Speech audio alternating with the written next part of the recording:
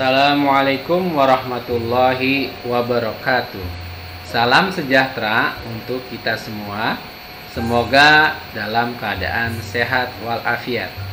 Anak-anak Indonesia, dimanapun kalian berada, berjumpa kembali bersama saya, Pak Umar Wira Hadikusuma, dalam video pembelajaran kelas 5 sekolah dasar.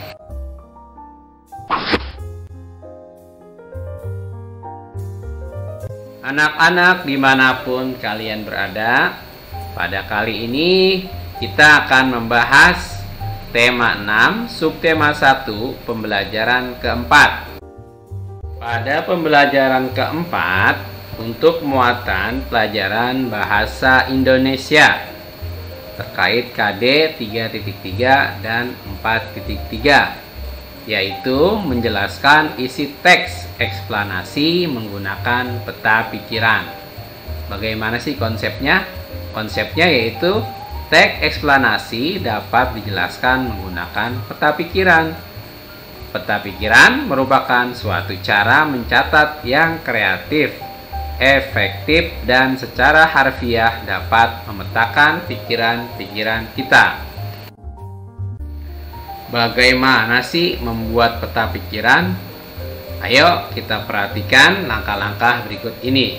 Yang pertama, kalian tentukan ide pokok dari teks yang disajikan atau teks yang ada pada buku paket kalian masing-masing.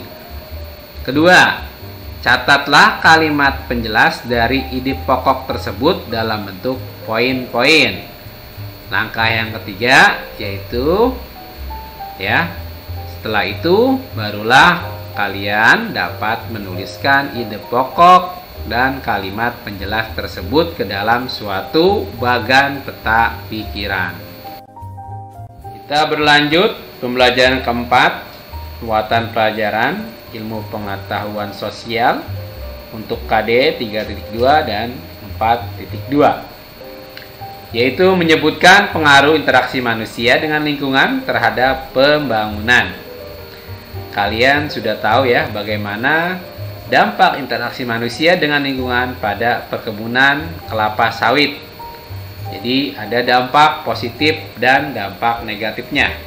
Ayo kita cari tahu. Untuk dampak positif, yang pertama dapat meningkatkan lapangan pekerjaan penduduk sekitarnya. Dua, meningkatkan pembangunan daerah seperti dibangunnya akses jalan raya.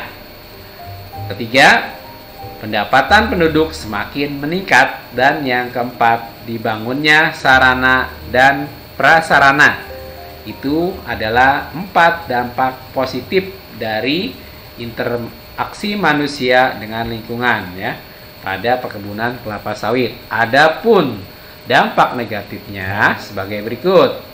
Yang pertama, berkurangnya keanekaragaman hayati karena hanya dibudidayakan tanaman kelapa sawit saja.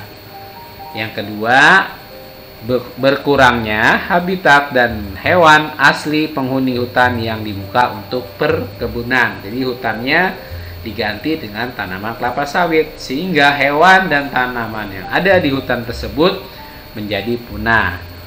Ketiga, berkurangnya sumber daya air karena dialihfungsikan hutannya menjadi kebun kelapa sawit, maka jadi berkurang sumber daya airnya. Jadi ketika hujan, airnya tidak meresap ke dalam tanah tapi bisa langsung mengalir ke sungai ataupun ke tempat yang lebih rendah. Itulah 3 dampak negatif dari interaksi manusia dengan lingkungan pada perkebunan kelapa sawit. Ini adalah gambar sebagai contoh interaksi petani dengan kelapa sawitnya, di mana petani tersebut sedang memanen kelapa sawitnya. Jadi buah kelapa sawit yang sudah dipanen kemudian dikirim ke perusahaan minyak goreng untuk dijadikan minyak goreng. Jadi minyak goreng itu adalah bahan bakunya kelapa sawit. Anak-anak, kita lanjut ke pembelajaran 4 dengan muatan pelajaran PPKN pada KD 3.2 dan 4.2. mengenai penjelasan makna kewajiban sebagai siswa dan warga negara. Nah, kamu sudah tahu belum ya kewajiban kamu sebagai siswa, kewajiban kamu sebagai warga negara? Yuk kita cari tahu. Perhatikan baik-baik video pembelajaran berikut ini. Kewajiban adalah hal-hal yang harus dilakukan. Jika kita tidak melaksanakan kewajiban, kita akan mendapat peringatan dan sanksi. Jadi kewajiban adalah hal atau sesuatu yang harus kita kerjakan. Kewajiban dan hak selalu berdampingan. Jadi ingat ya anak-anak, kewajiban dan hak selalu berdampingan. Harus seiring sejalan. Artinya, hak akan kita dapatkan setelah kewajiban telah selesai dilaksanakan atau dilakukan. Kita sebaiknya mendahulukan kewajiban sebelum hak. Jadi, kewajiban dulu kita laksanakan, baru kita menerima hak. Sebagaimana seorang karyawan bekerja dalam 1 bulan, setelah itu dia menerima haknya berupa upah.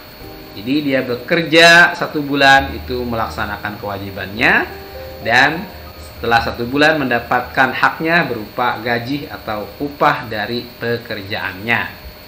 Jika kita melakukan hak dan kewajiban dengan seimbang, maka akan tercipta kehidupan yang aman, tertib, dan damai. Berikut ini adalah contoh kewajiban siswa di sekolah dan hak yang akan diperolehnya. Yang pertama ya, siswa mempunyai kewajiban membuang sampah ke tempat sampah yang sudah disediakan di sekolah. Kedua, mengerjakan tugas dengan bersungguh-sungguh. Jadi ketika belajar di kelas harus perhatikan penjelasan Bapak dan Ibu guru, harus fokus menjalankan atau mengerjakan pelajaran atau tugas yang diberikan oleh Bapak dan Ibu guru. Jangan banyak bercanda, jangan banyak bermain. Ketika nanti istirahat baru boleh bermain. Yang ketiga, kewajiban siswa ya, mendengarkan pendapat teman saat melakukan diskusi. Jadi ketika teman kalian sedang menyampaikan pendapat, sebaiknya kalian mendengarkan. Yang keempat, melaksanakan piket sesuai dengan jadwal. Jadi jadwal yang sudah dibuat oleh wali kelas kalian, yang sudah dipampang ya, biasanya ditempel ke papan tulis ya, atau di tembok kelas. Nah itu kalian kerjakan sesuai jadwalnya. Dan yang kelima, kewajiban kalian sebagai siswa adalah bertanya kepada guru dengan santun. Jadi kalau kalian tidak mengerti tentang pelajaran ya, kalian boleh bertanya dengan Bapak dan Ibu guru dengan santun. Tidak boleh memakai bahasa yang kurang baik.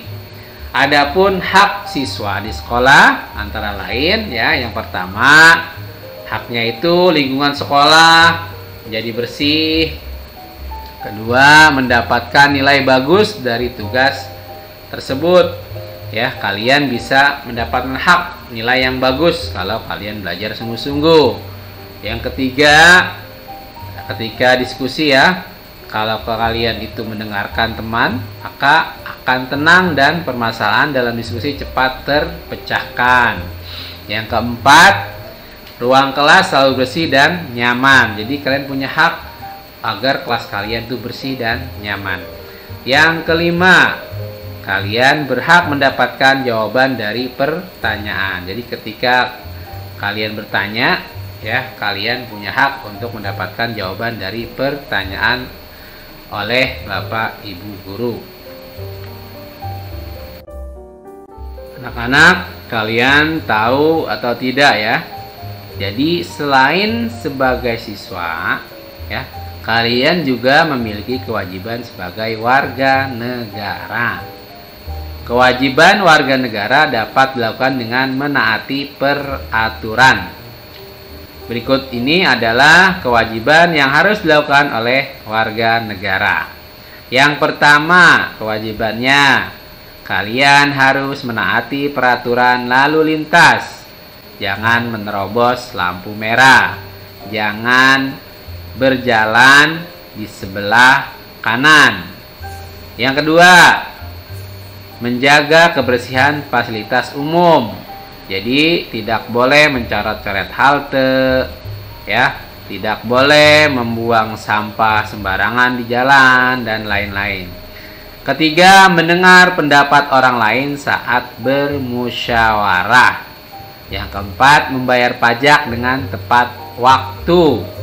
Ya, kalau kalian punya kendaraan, ya, orang tuanya baik mobil, motor maupun pajak rumah atau tanah itu wajib dibayar setiap tahunnya. Yang kelima, menghormati pemeluk agama lain yang sedang beribadah.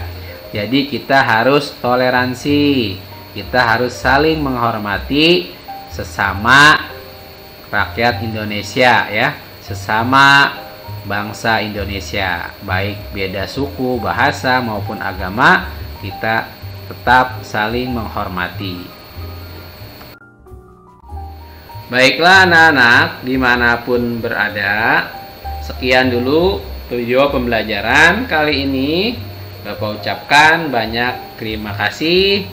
Tetap semangat dan tetap jaga kesehatan. Sampai berjumpa kembali di channel Umar Animargon. Dan jangan lupa subscribe dan share agar video ini lebih bermanfaat. Dan Bapak akhiri, wassalamualaikum warahmatullahi wabarakatuh.